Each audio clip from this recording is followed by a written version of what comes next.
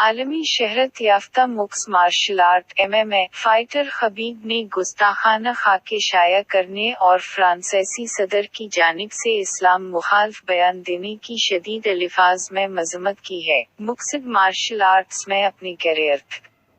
ناقابل شکست رہنے والے فاتح خبیب نورماگومیڈوف نے فرانس میں گستاخانہ خاکوں کی اشاعت اور فرانسیسی صدر ایمانوئل میکرون کی جانب سے مسلمان اور اسلام مخالف بیان دینے کی شدید الفاظ میں مذمت کی ہے، اور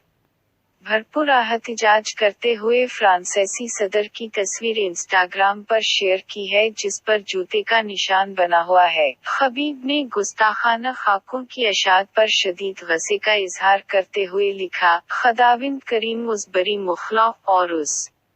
کے تمام پیروکاروں کے چہروں کو بدل دے، جو آزادی اظہار رائے کے نعرے کے تحت 1.5 ارب سے زائد مسلمانوں کے جذبات مجروح کرتے ہیں۔ اللہ پاک ان کو اس زندگی اور آخرت کی زندگی میں رسوا کرے گا، اللہ کے حساب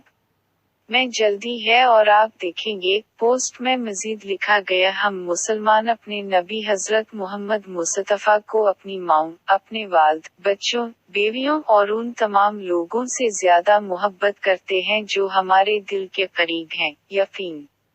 کریں یہ اشتعال انگیزی ان کے پاس دوبارہ آئے گی۔ واضح رہے کہ فرانس میں اسلام اور مسلمانوں کے حوالے سے مسلسل نفرت انگیز بیانات اور اقدامات سامنے آ رہے ہیں۔ گزشتہ ماہ رسوائی زمانہ اخبار چارلی ہیبڈو کی جانب سے ایک مرتبہ پھر توہین آمیز خاکوں کی اشاعت کے بعد مسلمانوں میں غم و غصے کی لہر دوڑ گئی ہے۔ اسی دوران فرانسیسی صدر نے ایک تقریب میں اسلام کے بارے میں کہا کہ یہ ایک بحران میں گھرا مذہب ہے اور یہ